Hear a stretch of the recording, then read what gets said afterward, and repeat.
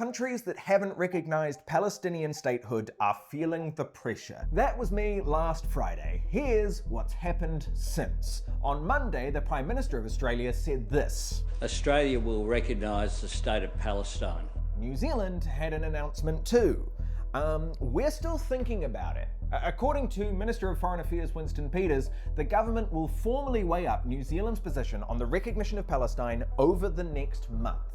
When asked the reason for the delay, Deputy Prime Minister David Seymour said, "We shouldn't assume that other countries are right."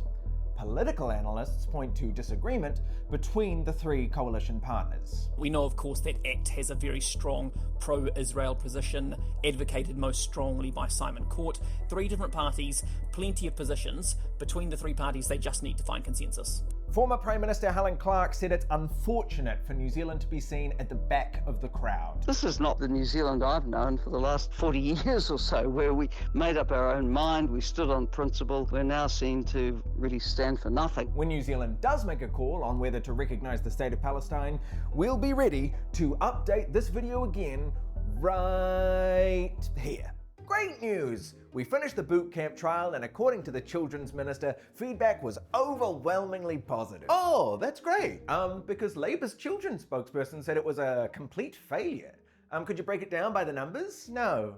What? I don't want to. Okay, well, how much did it cost? The government spent $5.1 million on its year-long pilot program for 10 serious offenders. And how old were they? 15 to 17 years old at time of offending. Great, and how did the program work? Well, each child was supposed to go through 3 months at a youth justice residence, completing a curriculum that involved military-style activities, followed by 9 months of transitional support back into the community. Why did you say supposed to? Well, only 8 of the teenagers completed the program. One was transferred back to corrections custody and another was killed in a road accident. Also, 2 of them ran away, but the police did catch them again. Or did they stop reoffending? Of the 10 participants, 7 reoffended to a threshold that required them to return to residence. And just to be clear, you would describe this as good news.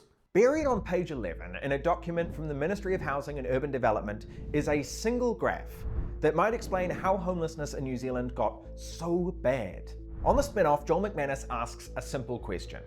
New Zealand has more public houses than last year. More people are being offered places in them, and more people are receiving homelessness services. So why has homelessness got so much worse? In August 2024, National implemented a policy tightening the gateway into emergency housing. From that moment on, the percentage of rejections for people seeking emergency housing has doubled, then it doubled again, and then it doubled again. The Salvation Army says it's a key contributor to rising street homelessness.